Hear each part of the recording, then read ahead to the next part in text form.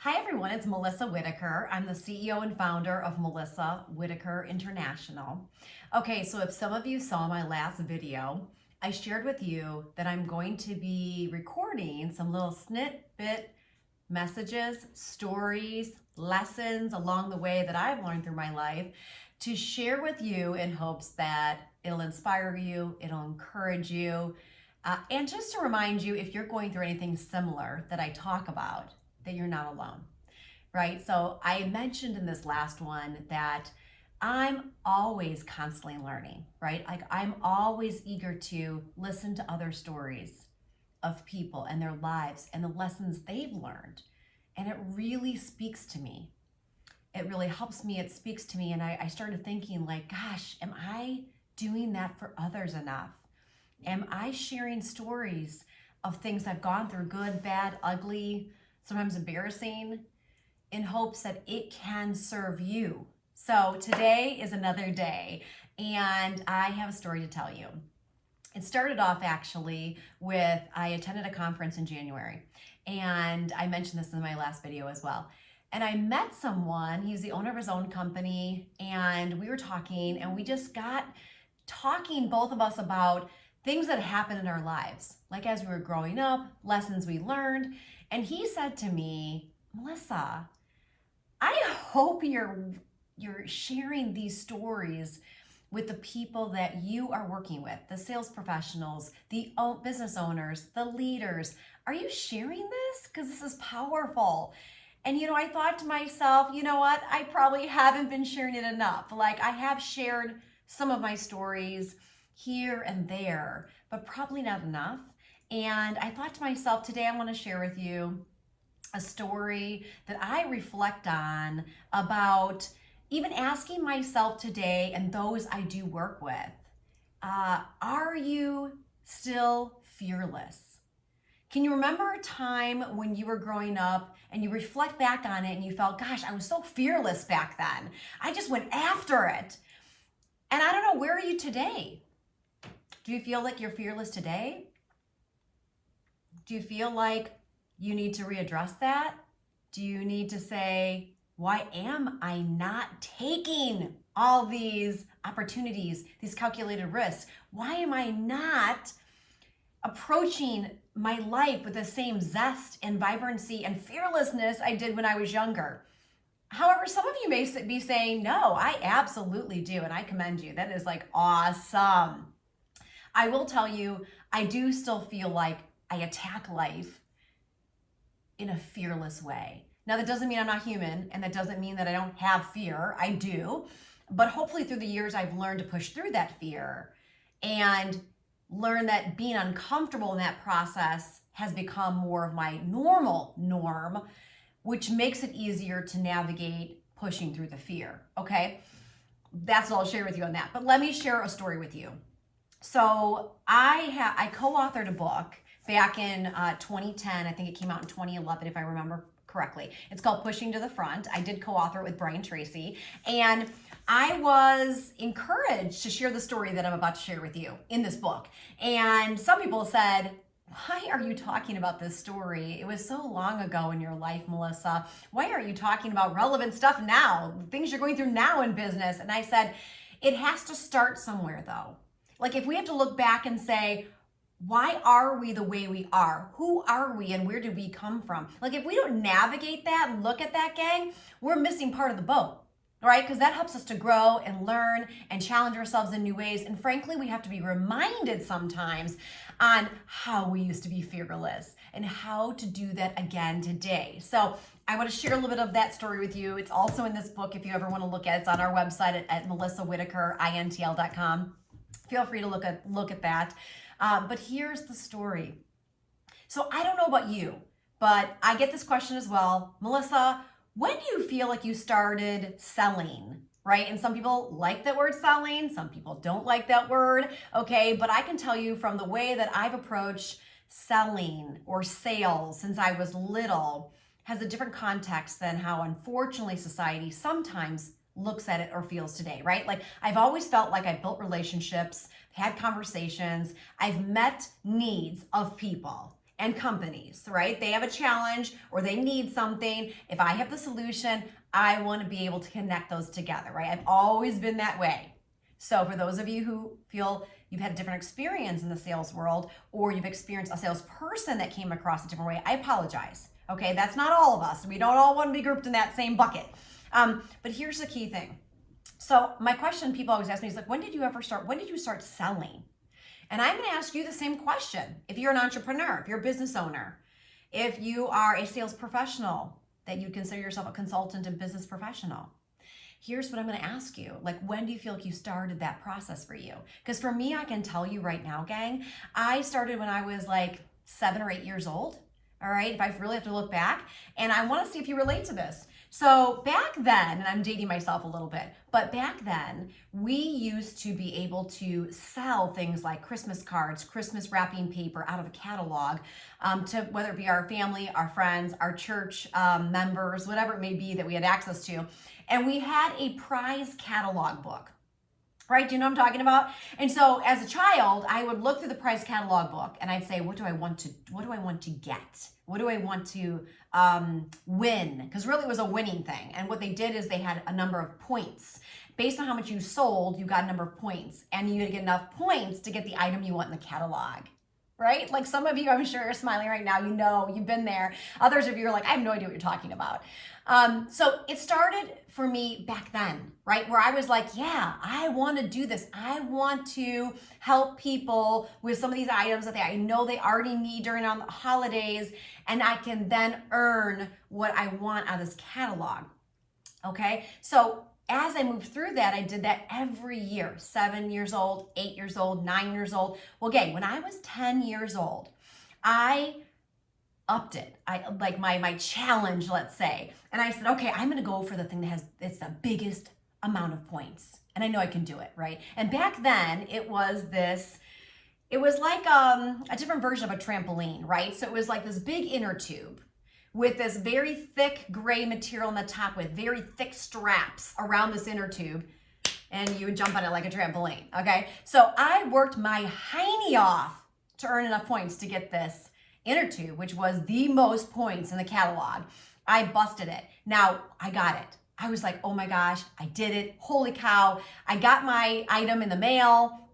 And I was so proud of my accomplishments that every day after school when I come home, I would come home and I'd just jump on that trampoline. I'd just jump, till you can imagine what happened. Eventually, the inner tube popped. Okay, and I went to my dad, and let me preface this. My mom and dad are like very, very loving people. I've got a great family I've come from. Now with my family though, my mom and dad during these times, there's 4 of us kids. And so there were so many of us kids, and my parents were working really hard, but the reality is we had limited resources for different periods of our life, right? And I went to my dad and I said, Dad, I worked so hard for this inner tube. For this trampoline, I should say, with this inner tube. I worked so hard for it, and the inner tube popped. Like, can you take me to the store and buy a new inner tube? Now, gang, my dad was partially saying this sarcastically and partially saying it because it's just first thing that came to mind, okay? Because I love my dad. My dad's an amazing man. But at the time, his thought process was, well, I can't afford that, like, get a job. Go get a job. I was 10, right? Go get a job. Get a job and pay for it yourself.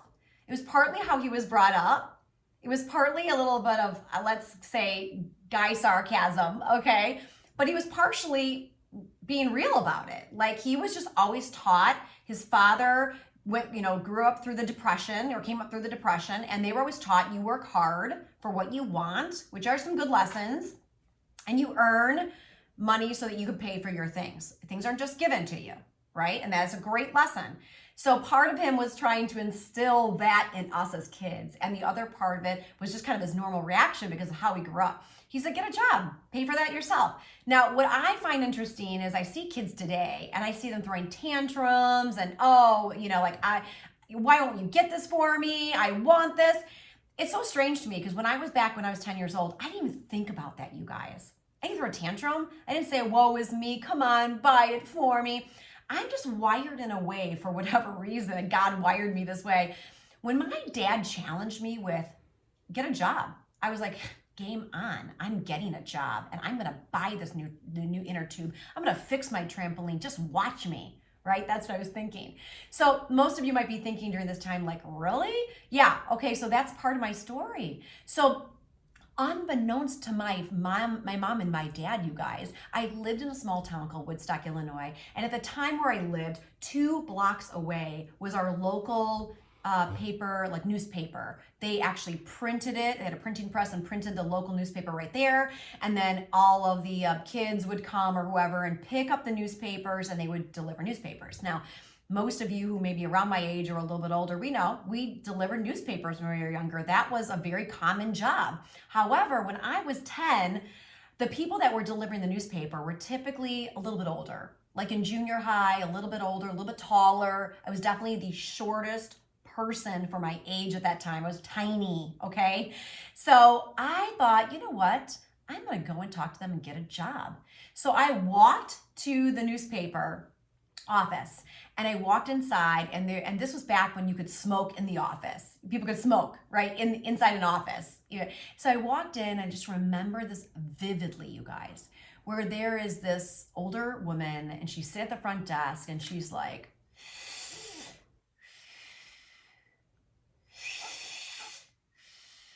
I walk in and she says, "What can I help you with?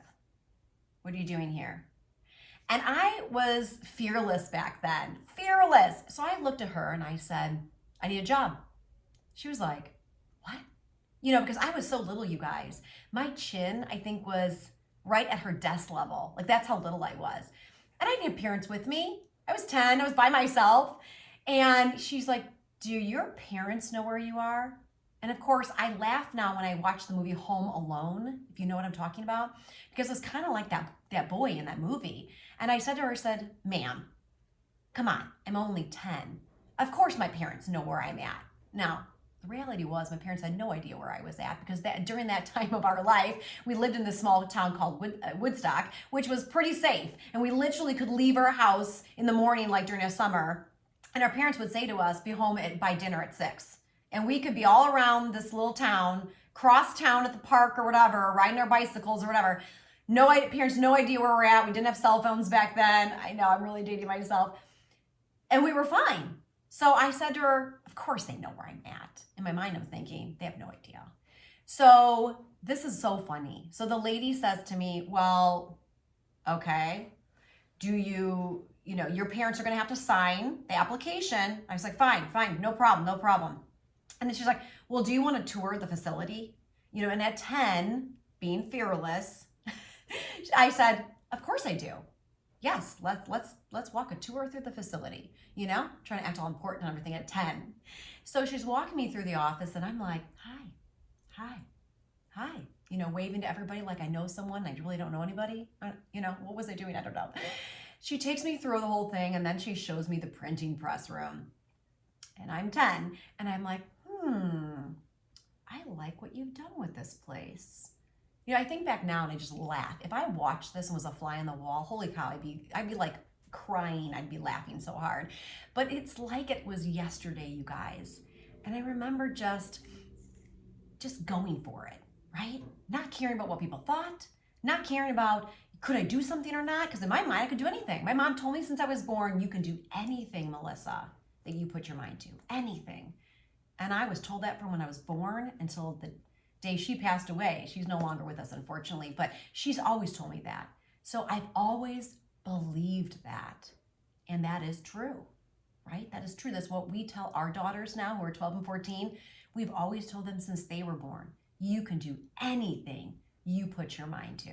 So anyway, going forward in this, I look at everything, I take the application, I go home. Somehow, you guys, I figured out how to fill this whole business application in at the age of 10, not having an idea of what I'm doing. I fill it all in. We always sat together at dinner time back then. And so we're sitting at the table and I look at my father and I literally slide the application to him. And I say, and my dad's like, "What's this?" And my mom's like, what is that? And I'm like, and I said, "I'm getting a job. You need to sign the application." And my mom, literally, my dad was like, "Yeah." My mom's like spitting out her soup she just put in her mouth, like, "What?" Right? I'm the middle child. So I've got twin identical older sisters. I've got a younger brother. I'm the middle runt, right? I'm the rebellious one, by the way. Yes, I am. So my dad said, awesome, let's do this. He signs the application, I turn it in, and I'm going to training. I'm going to be trained by this junior high boy, and now I'm 10, so I was in 5th grade to give you perspective. And of course, I don't know what I was thinking. I started in the winter. What was wrong with me? I don't know, right? And at that time, we delivered the newspaper in the beginning after school. So I would go after school, and I was with my mom. My mom and I were, walking with this junior high boy, and he was showing me the paper route, showing me how to deliver papers. And you guys, you have to laugh, okay? I mean, I was so little. I want to put this in perspective. Those of you who know what a newspaper delivery bag looks like, it kind of goes over, and it's a crossbody bag, right? A big bag that used to carry newspapers. Well, I was so little that the bag actually touched the ground. So we had to tie it up for me to even carry it. And the junior high boys looked at my mom like, are you sure you don't want to, he's like thinking to me, are you sure you don't want to wait till you're a little bit older to deliver newspapers? And my mom's looking at him like, no, And I look up and I'm like, no, I am ready. Like, get to it, mister. Let's get to this. Nothing's going to stop me from getting this job. Nothing's going to stop me from delivering these newspapers. Not you or anyone else, not the snow, not anyone else. Let's get to it. Let's get to it. Now, those of you who know me, you guys, you have to be laughing at this point because I'm a pistol now. I was a pistol then. Not a surprise. So we go through that whole process and I start delivering newspapers. Okay. Now, quickly after I started doing that, they moved to delivering in the morning. Okay. So I actually would have to get up at 5 o'clock in the morning as a 10-year-old. I'd get the papers all ready to go. I'd go out in the dark. And back then I could do it on my own, which again, today I think frightening, but I could walk like 2 or 3 blocks away from my home at 10 years old at 5 o'clock in the morning by myself. And I would deliver all the papers, and then I'd come back and I'd shower and get ready for school and I'd go to school. Like, true story. So I look at that, you guys, and I remember the very first time I did collections where I collected money for the newspaper. And I was so excited because you know what I did. Do you remember the story? I told my dad, I said, okay, I need you to take me to the store. At that time, we lived in Woodstock, so it was Farm and Fleet was the store we would go to. And I bought a new inner tube for my trampoline that I'd worked so hard to earn. I fixed it. And gang, that taught me a lot of lessons. And I share this with you today because I want you to reflect, first of all, back when you were growing up, what were some things like that you went through? If you reflect today on that, will it remind you and encourage you to be bold and fearless again, right? Because life knocks us down. Am I being totally fair in that? Like, life knocks us down sometimes, and we either have to get up, not let anything stop us, not be scared to push through it. Rejection. Are we going to keep going, right? Do we feel we can keep going? We did then. Some of us did then. We should now, right? But we've had all these experiences that sometimes tells us, the little voices, right? We can't. Why are you even trying to do that? You can't do that. Why do you think you can do that? I say squelch those voices, right? I talked about this in my last video, like, get rid of the negative voices. Tell yourself positive affirmations every single day. Remind yourself how fearless you were when you were a kid. And frankly, a lot of kids are fearless, sometimes in a frightening way, right? Especially if you have boys. Like, it can be frightening. We don't have boys, but I look at the other boys around us and I'm like, oh my gosh, how many times are they at the hospital? So there's a scary side to that, right? But as we get to adults, I think we don't take enough calculated risk. I don't think we give ourselves enough credit that if we learn to be comfortable being uncomfortable and pushing through the fear, what is on the other side? Could you imagine back when I was 10 years old, if I was timid, if I didn't think I could do it, why would I think I could do something like that? It would have changed the trajectory of my life, not for the good, but instead I was fearless, and it changed the trajectory for my life for the better. And you know what? That mentality, you guys, that has brought me through to where I am today.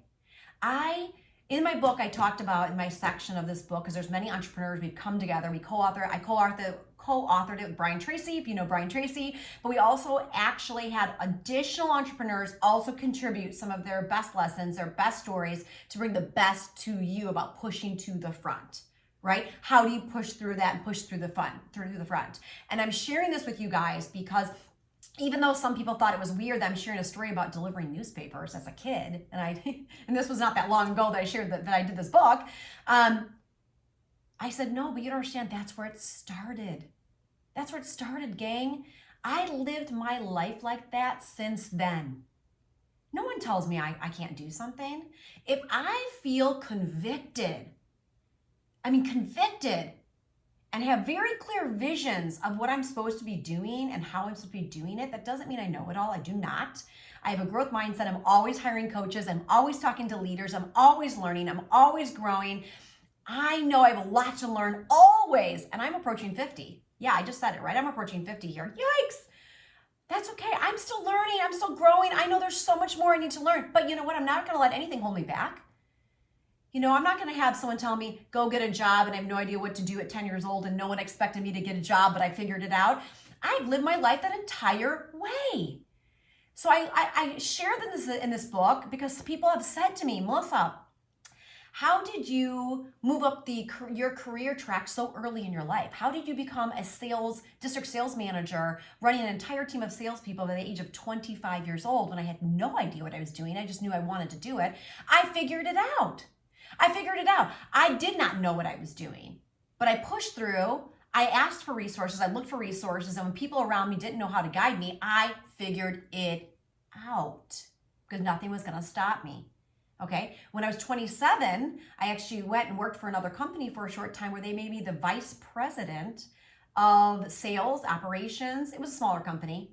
And I took the leap because I thought I was on that track. Like, I want to keep growing. I want to keep moving up the career channel, so to say. People said, how did you do that at such a young age? And then I decided, like, what do I want to do from there, right? What am I passionate about? What do I want to do? How do I do that? So I talk about the 11 vital steps. I call it the 11 vital steps to achieving extraordinary results, right? In this book. You know, here's the chapter right here.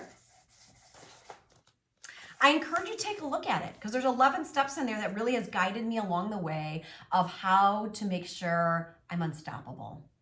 How to make sure you're unstoppable. Because it's not about me. It's not about my story. It's not about what I have accomplished. That is not the point. I'm sharing this with you guys to give you encouragement that you can do anything that you want to do. Anything. You could be anything you want to be. My quote that I share with everyone, and I tell my kids, and I write it in all my material, always is, I am a huge believer that if you can conceive it and you believe it, you can absolutely achieve it.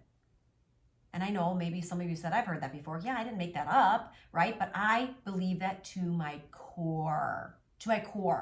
And I can tell you right now, anyone who knows me or has worked with me, sometimes I know I can be a little bit bold and direct, and some people are okay with it. Some people are not. That's okay. I'm not for everyone. I'm not trying to be for everyone, and that's okay. You don't have to be for everyone and do everything for everyone and be what they want you to be. You be you. God made you on purpose for a purpose, and I believe to my core, and let me share that and give you permission to be who God created you to be. So my question for you is, what would you like to achieve right now? What would you like to do? And even if it feels daunting and far off and I have no idea how the heck I would ever do that, well, I don't know, would I ever do that? I never thought I'd write a book or co-author a book. I've co-authored two. I never thought. But I am a big believer in having that vision, having that clarity, writing it down, knowing what you'd like to do, even if it seems daunting and crazy. You don't have to know how to do it. You don't have to know how to get there.